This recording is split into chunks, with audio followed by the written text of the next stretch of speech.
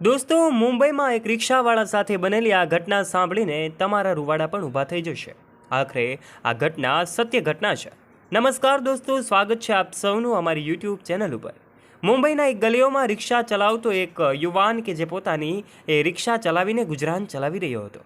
એક દિવસની વાત છે કે પોતાના માલિકની પાસેથી તેણે રિક્ષા ભાડે લીધેલી હોય છે અને એ ફેરા કરતો હોય છે. એક દિવસ સાંજે ઘરે જવાના સમયે એના પત્નીનો કોલ આવે છે. શાકભાજી માટે આ કોલ આવેલો એટલે તે રિક્ષા ચાલક શાક લેવા માટે તે જતો હોય છે. જેવું જ તે શાકભાજી ખરીદીને અંદર રિક્ષામાં પાછળની સાઈડ મૂકવા જાય છે તો એમને માલુમ થાય છે કે રિક્ષામાં કંઈક નાનું એવું બેગ પડેલું છે. આ નાનું એવું બેગ એમને નજરે ચડે છે તો એ ખોલીને જુએ છે કે આખરે આની અંદર શું છે. તો જેવું જે બેગ ખોલે છે તેને જાણ થાય છે કે એની અંદર સોના અને ચાંદીના કેટલા બધા દાગીનાઓ હતા. આ દાગીનાઓ જોઈને પહેલાં તો તે નવાઈ પામી જાય છે. આશ્ચર્યની સાથે તે બેગને જુએ છે અને ફરી પાછું ત્યાં જ મૂકી દે છે. થોડા સમય માટે તો એ સ્તબ્ધ થઈ જાય છે કે આખરે એમને શું કરવું. દોસ્તો, આ રિક્ષા ચાલક શું પોતાની પાસે આ બેગને રાખી લે છે? શું રિક્ષા ચાલક આ બેગને એમના સાચા માલિક સુધી પહોંચાડે છે કે પછી આ રિક્ષા ચાલક આ બેગનું શું કરે છે? આ વસ્તુ જાણવા માટે, આ ઘટના જાણવા માટે આ વિડીયોમાં અંત સુધી બન્યા રહેજો. અને ચેનલ ઉપર જો તમે પહેલીવાર આવ્યા હોય તો નીચે રહેલું બેલ આઇકન દબાવીને અમારી યુટ્યુબ ચેનલને અવશ્ય સબસ્ક્રાઈબ કરી લેજો. દોસ્તો, મુંબઈમાં એક રાઘવ નામનો યુવાન કે જે રિક્ષા ચલાવી રહ્યો હતો. પોતાના માલિક એટલે કે દ્વારકેશ શેઠ પાસેથી રિક્ષા ભાડે લઈને તે ભાડા પેટે જે આ રિક્ષા છે ચલાવીને પોતાનું ગુજરાન ચલાવી રહ્યો હતો. રોજે તેઓ સવારથી સાંજ સુધી રિક્ષા ચલાવવાનું કામ કરતો હતો. સામાન્ય પરિવારમાં જન્મેલો આ રાઘવ કે જેની સ્થિતિ આર્થિક રીતે ખૂબ નબળી હતી, છતાં પણ તે રિક્ષા ચલાવીને જ ઈમાનદારીપૂર્વક પોતાનું ગુજરાન ચલાવતો. એક દિવસ ઘટના એવી બને છે કે આ રિક્ષા ચાલકને એક યુવતી સાથે પ્રેમ થઈ જાય છે. યુવતીના પ્રેમમાં પડેલો આ યુવાન બંને એકબીજાની ખૂબ નજીક આવી જાય છે. પહેલાં તો મિત્રતા હતી, પરંતુ મિત્રતા ક્યારે પ્રેમમાં પરિવર્તિત થઈ ગઈ એની ખબર પણ ના પડી. ધીમે ધીમે બંને એકબીજાની સાથે લગ્ન કરવાનું વિચારે છે અને ભાગીને તેઓ બંને લગ્ન કરી લેશે. આમ તો આ સામાન્ય ગામડામાં જન્મેલો છે, ત્યાંથી ભાગીને આવીને તેઓ મુંબઈ વસવાટ કરે છે. મુંબઈમાં આવીને પોતે એવું કહેવામાં આવે તો ખોટું નહીં હોય કે એ સામાન્ય રીતે ત્યાંના ખર્ચાઓને પહોંચી વળવા માટે રિક્ષા ચલાવવાનો નિર્ણય લેશે. રિક્ષા ચલાવવાનું અને રોજે પોતાનું પરિવાર સાથે આનંદદાયક રીતે ભોજન લઈને સૂઈ જવાનું રોજનો આ એમનો નિત્યક્રમ રહેતો. વાત છે એક દિવસની કે જ્યારે આ રિક્ષા ચાલક પોતાના ઘરે પરત ફરી રહ્યો હતો એવા સાંજના સમયે એમની પત્નીનો કોલ આવે છે. એમની પત્ની જણાવે છે કે તમે શાકભાજી માર્કેટમાંથી લેતા આવજો. આજે મારે જવામાં મોડું થશે એટલે તમે માર્કેટમાંથી શાકભાજી ખરીદીને લાવશો. એમનો પતિ ખરીદવા માટે, શાકભાજી લેવા માટે માર્કેટમાં જાય છે. ત્યાં બધી શાકભાજીનો ખરીદી કરે છે અને પછી જ્યારે પોતાના શાકભાજીને આ પાછળની રિક્ષાની બેગમાં મૂકવા જાય છે, પાછળના જે કાંઈ પણ સીટ છે ત્યાં મૂકવા જાય છે, તો એમને જાણ થાય છે કે ત્યાં એક બેગ પડેલું છે. જેવી રીતે આગળ કીધું એમ તે બેગ જોવે છે, ખોલે છે, સોના અને ચાંદીના દાગીનાઓ મળે છે. એટલે એને એમ થાય છે કે હવે આ દાગીનાઓ મારે ન રાખવા જોઈએ, કારણ કે આ હરામનું વસ્તુ મારે ન લેવી જોઈએ, કારણ કે જે વ્યક્તિની આ વસ્તુ હશે એ કેટલા ચિંતામાં હશે. એને એમ થાય છે કે હવે મારે આ બેગ પરત કરી દેવું જોઈએ. પણ મહત્વનો પ્રશ્ન અહીંયા એ ઉપસ્થિત થતો હતો કે આખરે રિક્ષાના દિવસ દરમિયાન કેટલા બધા લોકો મુસાફરી કરી ચૂક્યા હતા. તો પછી આ બેગ કોનું હોઈ શકે તેની પરખ કેવી રીતે કરવી?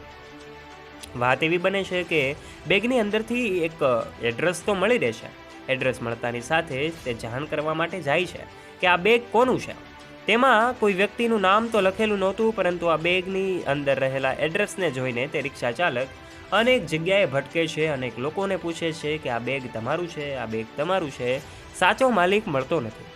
છેલ્લે તે થાકીને એક મેડમના ઘરે પહોંચે છે. મેડમ અત્યંત ચિંતિત હોય છે, કારણ કે એની બહેનની દીકરીના લગ્નમાં જવાનું હોય છે. આ લગ્નમાં એક તરફ મોડું થાય છે તો એક તરફ આ સોના અને ચાંદીનું બેગ ખોવાયું છે.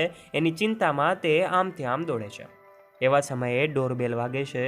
ડોરબેલ વાગતાની સાથે જ તે પેલી શેઠાણી મેડમ છે પોતે ખોલે છે દરવાજો અને સામે એક રાઘવ નામના છોકરાને ગરીબીમાં વેશમાં જોવે છે અને એને એમ થાય છે કે આ તો પેલો રિક્ષા ચાલક છે. રિક્ષા ચાલકને જોઈને તેની આંખો ઘડીક તો સ્તબ્ધ થઈ જાય છે. એટલે રિક્ષા ચાલકને પૂછે છે કે અત્યારે તું કેમ અહીં? એટલે રિક્ષા ચાલક પૂછે છે, મેડમ તમારું કોઈ બેગ ખોવાનું છે? તરત જ મેડમ કહે છે કે હા, મારું જ બેગ ખોવાનું છે. રિક્ષા ચાલક પૂછે છે કેવા કલરનું તમારું બેગ હતું? તો કે લાલ કલરનું મારું બેગ હતું. તરત જ રિક્ષા ચાલક જાણ થાય છે કે જે વ્યક્તિની શોધમાં તે અત્યાર સુધી હતો તે આ જ મેડમ છે. મેડમના ચહેરા પર પરસેવો વળી ગયેલો હતો અને સાથે સાથે તેઓ ખૂબ ચિંતિત દેખાતા હતા. એવા સમયે આ રિક્ષા ચાલકે એમની કસોટી કરીને એમને બેગ પરત કર્યું. થોડી ક્ષણોમાં તે રિક્ષામાંથી બેગ લઈ આવે છે અને કહે છે કે મેડમ, આ લ્યો તમારું બેગ. એમાં 10 લાખથી 12 લાખના દાગીના હતા. તેની પણ પરખ કરે છે રિક્ષા ચાલક. પેલા મેડમને પૂછે છે કે તે બેગની અંદર શું હતું. મેડમ તરત જ જવાબ આપે છે કે એની અંદર 10થી 12 લાખના સોના અને ચાંદીના દાગીનાઓ હતા. તરત જ રિક્ષા ચાલક આ બેગ એમના હાથમાં આપે છે અને કહે છે, લ્યો મેડમ, આ તમારું બેગ છે, રિક્ષામાં પડ્યું રહ્યું હતું. પછી વિસ્તારથી તેમને અંદર બોલાવે છે, એમની સાથે વાતો કરે છે, ચા પાણી પાય છે અને રિક્ષા ચાલકની ઈમાનદારી બદલ મેડમને પણ આશ્ચર્ય થાય છે કે આ સમયમાં, આ કળિયુગમાં કોઈ વ્યક્તિ એકબીજાની હેલ્પ કરવા માટે, મદદ કરવા માટે પણ તૈયાર ન હોય. એવા સમયે આ વ્યક્તિને સોના ચાંદીની ભરેલી બેગ મળી અને છતાં પણ પ્રામાણિકતા આજે પણ જીવે છે.